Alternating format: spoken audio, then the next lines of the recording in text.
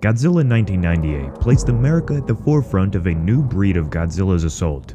But this Zilla never intended to strike out against humanity for any personal vendetta or a philosophical journey of showing mankind the error of their ways. It was just an animal, mutated and transformed into this monstrous being. This is why, when it was all said and done in the film, that this take on Godzilla was susceptible to human weaponry and ultimately perished.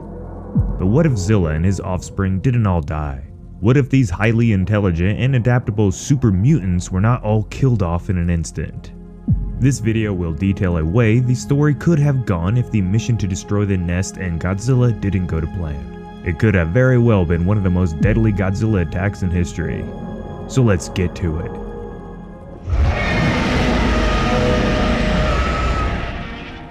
Let's head to Madison Square Garden in just moments before the missile strike that destroyed the arena and baby Zillas inside. In this theory, let's say everything happens exactly like it did. Nick, Audrey, and the crew are chased all around the building, with the Frenchmen still being attacked and eaten.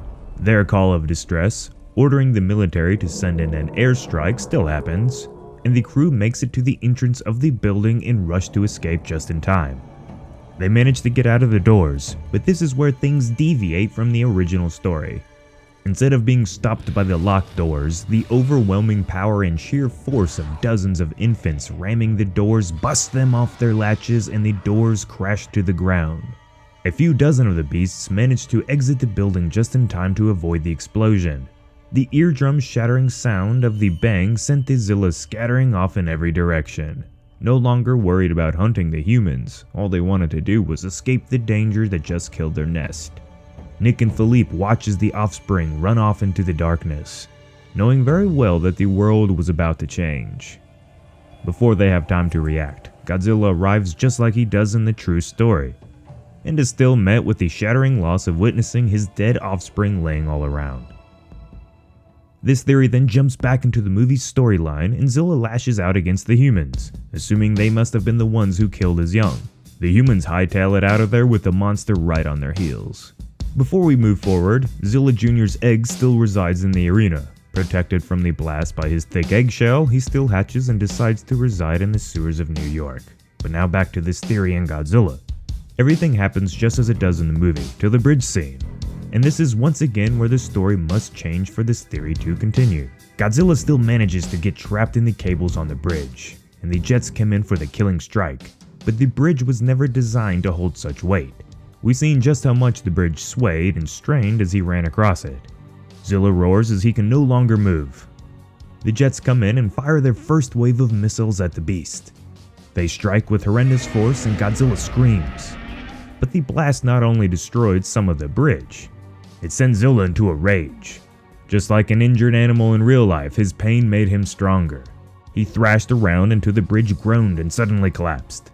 The giant's mass fell into the water, and with the bridge's infrastructure destroyed, the cables loosened their grip and Godzilla was able to escape.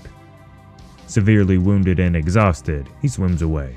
Godzilla would have learned from this clever human tactic of luring him into a trap from this, and would likely never put itself in a similar position again. Now, understanding that humanity can kill him, it becomes weary of our kind.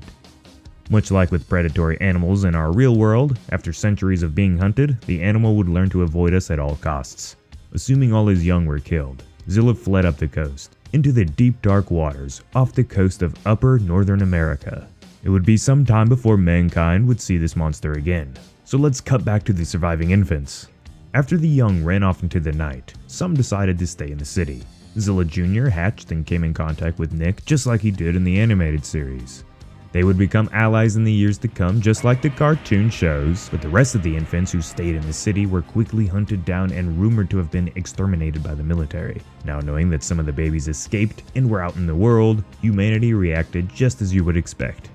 The government tried to hide the facts and begged everyone to believe that they had hunted down all the surviving infants, but the rest of the world wasn't so sure. Some became activists, pleading that it's our fault these poor animals are alive and we need to let them be.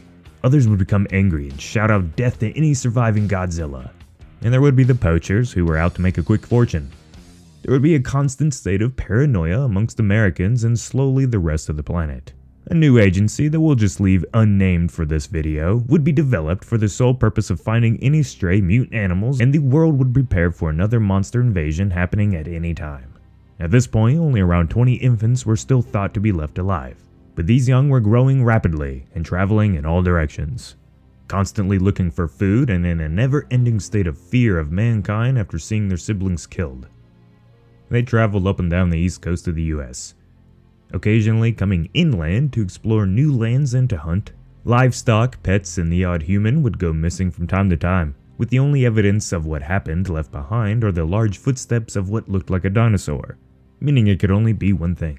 This would always stir up the locals in a frenzy, but by the time the military and monster hunting agency would arrive, the beast would be nowhere to be found.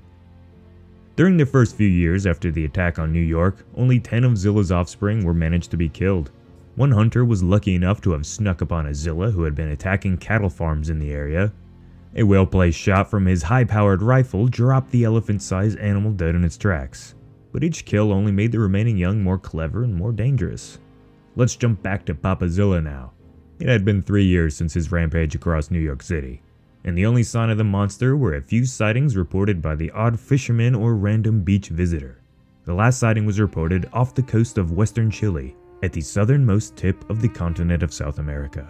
This brought those studying this new species to the conclusion that Godzilla was going home, back to the islands of the Pacific Ocean where 70% of the world's fish dwell. Even with this knowledge, the Pacific is a massive ocean, and the technology of the early 2000s was not enough to track down the intelligent and elusive giant. The now juvenile offspring began to reach sizes too large for normal civilian weapons to harm.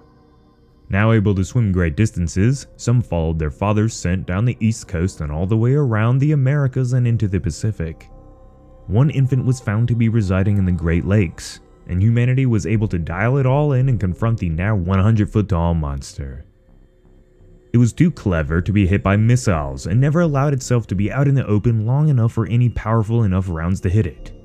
Eventually, the military trapped the monster with nowhere to go, and they used concussion bombs to confuse and disorientate it. Just as the beast was about to be hit with a barrage of chopper fire, a strange hue began to resonate up its dorsal plates, and in an instant the sky lit up in a blinding fashion and 20 attack helicopters were obliterated by the fire beam that shot out from the creature's mouth. So in this theory, just like Godzilla Jr. from the cartoon series, the offspring developed strange adaptations that surpassed anything their parent was capable of. Zilla Jr. was barely allowed to live due to Dr. Nick Totopoulos' pleas of keeping the beast alive due to him having a bond of sorts with the animal that could help humanity. But this poor Zilla residing in the lake was not so lucky. With the discovery of this power, hundreds of jets were ordered to bombard the entire span of the lake that the monster was in. When the Zilla finally showed itself again, a bomber carrying a specifically designed bomb called the Zilla Buster dropped its payload from so high up that Zilla couldn't see it. The first bomb struck with the force of an atom bomb. The water was vaporized within a 500-yard radius. The next 5 bombs made sure there was nothing left but chunks of flesh of the Zilla. So here's where things stood at this point in this theory. There were at least 5 to 9 remaining individuals and Zilla Jr. The original Godzilla was somewhere out in the Pacific, and the rest would surely make their way there eventually. With Zilla Jr. now clocking in over 200 feet tall, the rest were likely just as big.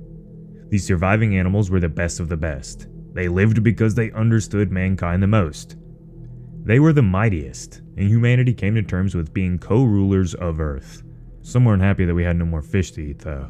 The agency did all they could to track and monitor the monsters, and the governments of the world formed a New World Treaty of leaving the monsters alone unless they attacked human settlements on the mainland. Zilla was around 50 years old before he was able to lay his batch of eggs. It was unknown if he would ever be able to lay again, but the greater fear was what do we do in another 50 years when all his surviving young would come into their sexual reproduction cycle, if things stayed consistent in this lore. The governments of the world knew this and created a massive task force of 10,000 monster surveying experts, and enough ships, aircraft, and any resources they needed to find any nests and destroy them. Nick and his heat team were accepted as lead experts, and with Zilla Jr., they were able to discover and survey some of his siblings, even making some of them okay with the thought of humans being around them. From here on, the rest of the story is for you to decide. Maybe the aliens that were hell-bent on taking over Earth in the animated series lore would still attack? and Earth's now army of Zillas would have quickly scared them all off.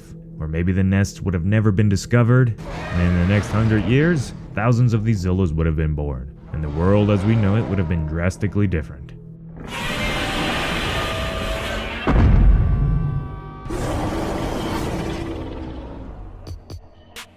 If you like this video, subscribe to become a resident today and leave us a like. It does mean a lot, everyone. As always, this has been Jacob. I hope you enjoyed this, and peace out.